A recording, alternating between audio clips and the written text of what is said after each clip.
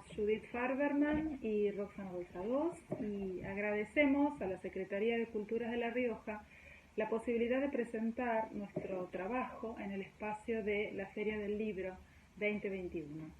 Se trata de El país indiviso, poblamiento, conflictos por la tierra y mestizajes en los llanos de La Rioja durante la colonia, publicado este año por la editorial Prometeo de Buenos Aires, en la colección Historia Argentina dirigida por Raúl Fraskin.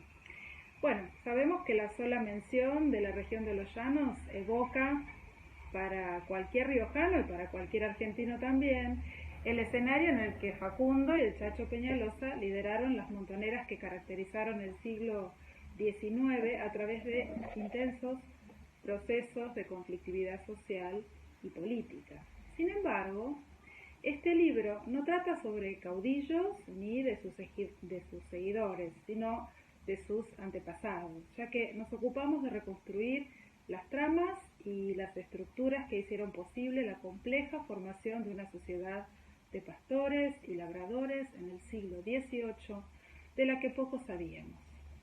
Los protagonistas de nuestro libro son los pioneros, pobladores, recién llegados a la región en el siglo XVIII, que se dedicaron a la cría de ganado en pequeñas unidades productivas, las que fueron creciendo en la segunda mitad de ese siglo, tanto en población como en complejidad. Estos hombres y sus familias fueron adaptando sus actividades a un medio con fuertes condicionamientos naturales, pero también con recursos valiosos en ciertas zonas, aguas y pasturas, que permitieron el desarrollo de la ganadería y de modestas huertas para el consumo familiar. Esos pioneros que fundaron verdaderas comunidades familiares en torno a las estancias, por lo general eran soldados, muchos de ellos españoles de humilde condición, muchos también mestizos, que habían participado en las campañas al Chaco y que, como premio, habían recibido mercedes de tierras para establecerse en la que era, en las primeras décadas del siglo XVIII, una región alejada de las rutas comerciales coloniales y de las ciudades cabeceras de la jurisdicción. A lo largo del libro, los lectores van a encontrar a los Ontivero, los Ávila, Agüero, De la Vega, Barrio Nuevo, Quintero, Flores, Vanegas, Rojas, Argañarás, Pereira, Ruarte, Luján, entre muchos otros. Todos ellos buscaron en los llanos un espacio donde iniciar una nueva vida, ganar autonomía y un mejor lugar en la sociedad colonial, dejando atrás un pasado de dependencias. Tal como lo expresara el soldado Juan de Barrio Nuevo, soldado huérfano, con familia a cargo, acceder a su propia tierra le permitiría dejar de experimentar voluntades ajenas. También encontramos en los llanos a los Tello, Mercado, Arce, Peñalosa, Vera, de la Fuente, Galván, entre otros apellidos, personajes que partieron de condiciones más favorables y que se sumaron a las redes de relaciones locales a través del casamiento. Aunque nuestra investigación se concentró en estos pobladores del siglo XVIII, sabemos que no llegaron a una región deshabitada. Muy por el contrario, el territorio estaba ocupado y su paisaje transformado por las sociedades nativas desde hacía siglos. Su presencia se reconoce en los topónimos que los evocan: Puluchán, Malanzán, Tama, Nepe, Ulape, Polco, Chepe, son algunos de ellos. Retomamos los aportes de autores que nos precedieron en la investigación sobre los llanos para presentarla como un espacio multiétnico en el pasado, es decir, poblado por grupos de diferente filiación, dieguitas, comichingones, quizahuartes, y con relaciones de intercambio y complementariedad posiblemente entre sí y con otros grupos vecinos. Nuestra interpretación de la dinámica prehispánica que recientes investigaciones arqueológicas avalan reconocen al espacio y a sus pobladores conectados en una escala más amplia a otras regiones, un proceso que la conquista y colonización española interfirió e interrumpió a partir de fines del siglo XVI. La política de encomendar a los indígenas y de trasladarlos cerca de las ciudades o a sus estancias generó un proceso de vaciamiento de la región llanista. En el siglo XVIII, solo Atiles y Olta contaban con población nativa originaria y agregados mestizos. Ese despoblamiento hizo posible que parte de las tierras llanistas, y sobre todo las aguadas, fueran concedidas por las autoridades coloniales en Merced. Por eso hablamos de un proceso de repoblamiento que se inició en las primeras décadas del siglo XVIII.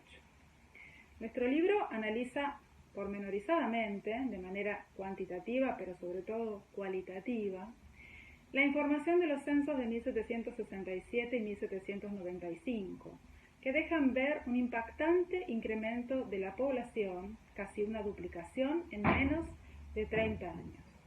En esos años, la región creció al ritmo del aumento de la demanda ganadera a fin de abastecer no solo al mercado urbano, sino también a los asociados a la minería del norte chico chileno que se encontraba en plena recuperación. Sin embargo, ya no había lugar para todos, al menos para quienes quisieran instalarse autónomamente. La ganadería será la actividad característica de nuestra región, pero para comienzos del siglo XIX, solo unos pocos podían considerarse como importantes propietarios de ganado. Don Nicolás Peñalosa, el abuelo del Chacho, y Cayetano Ontiveros, que contaban con 5.000 cabezas de ganado cada uno aproximadamente, Prudencio Quiroga, el padre de Facundo, Clemente Galván, contaban con 2.000 cabezas de ganado, Pascual Quintero con 3.000 y Juan de la Vega con 1.000. El resto, en cambio, manejaban conjuntos menores, a 500 cabezas y también muchísimo menos, y los menos afortunados se arreglaban con unas pocas cabezas en su economía familiar. La pregunta es, ¿en qué momento y por qué aquellos soldados pioneros de los que hablaba Roxana se empobrecieron y se desclasaron, y quiénes capitalizaron la inclusión de los llanos en un circuito de comercio más importante y lucrativo? Bueno, en el libro analizamos varios factores para encontrar respuestas a estas preguntas. Como dijimos, las mejores tierras tenían dueños y muchos migrantes quedaron como agregados. Para 1795, casi la cuarta población de los llanos registrada en el censo estaba agregada.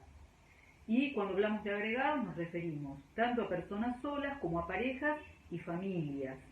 En todo caso, la existencia de estos dependientes en casas y estancias nos habla de una cierta difusión de relaciones de subordinación, de desarraigo y de movilidad descendiente en una sociedad en proceso de transformación.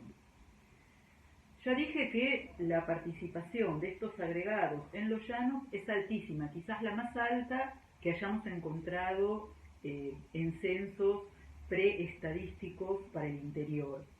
Entre ellos se cuentan también quienes habían sido despojados de sus derechos a la tierra, tal como pudimos ver analizando los pleitos civiles, en particular los que se anudan en torno al conflicto de Tuani, varios pleitos relacionados entre sí que enfrentaron a los Mercado contra los Pereira, Rubio y Peñalosa, y los autodenominados pobres de Jesucristo, campesinos de Solco y Macasín, que se refugian bajo el amparo de estos poderosos.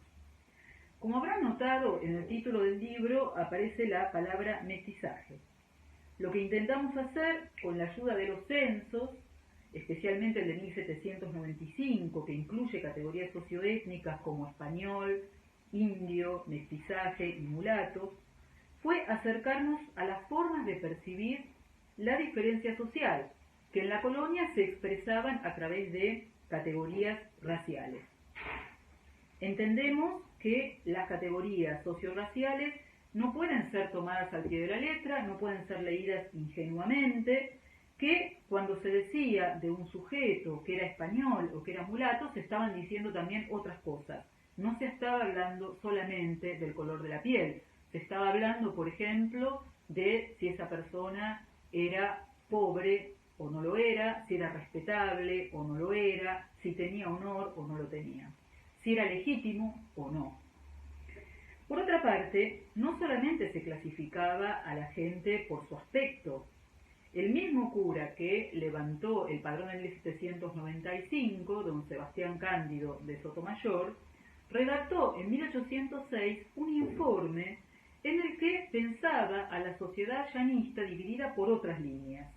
Por ejemplo, por líneas que tenían que ver con la riqueza, que para él se expresaba en la cantidad de cabezas de ganado que poseía cada productor, o bien se detenía en criterios culturales, y en este sentido, desde su perspectiva, la mayoría de los llanistas eran gente natural y de bajo nacimiento.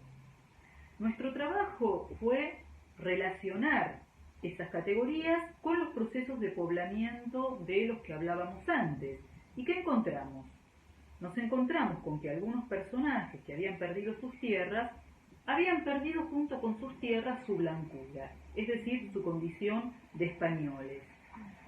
Gente que 40 años antes era considerada española, ahora se había transformado en india o en mulato, y con ello sus mujeres, sus hijos, sus nietos. Por último, quizás les extrañe el nombre del título. ¿Por qué hablamos de El país indiviso? La frase es de Sarmiento, de El Chacho, último caudillo de la Montonera de los Llanos. En realidad no sabemos con certeza si estas palabras remitían a la estructura agraria de la zona de los llanos, y no solo de los llanos. Pero no sería inverosímil. Como todos ustedes saben, todavía hoy los departamentos que forman parte de la región llanista son sede de campos comuneros. En ellos el derecho de propiedad individual de cercos y de animales convive con el disfrute común de pasturas y eventualmente de fuentes de agua. Por cierto, hay campos comuneros también en otras provincias del interior argentino, sin ir más lejos, en Santiago del Estero, que es la provincia que yo investigo desde mi formación como historiadora, pero solamente en los llanos, hasta donde sabemos, esta estructura agraria se destaca por su amplia participación y por su larguísima duración.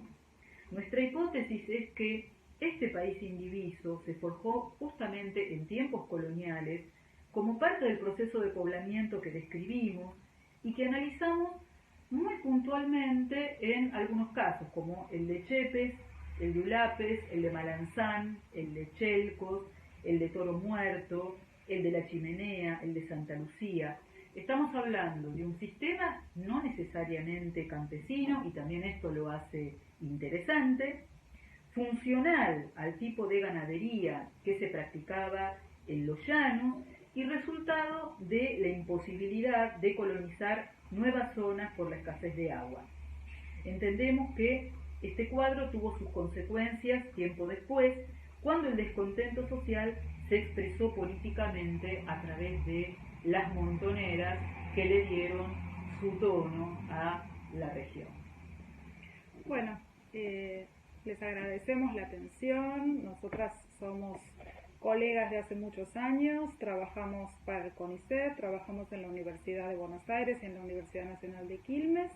Esta investigación es una investigación que nos llevó muchos años realizar, pero que la hicimos con mucha pasión, con mucho compromiso y con mucha alegría. Y si bien es un trabajo interdisciplinario de historia y de antropología, es un libro que puede leer todo el mundo y que estamos seguras y esperamos y deseamos les pueda interesar. Gracias.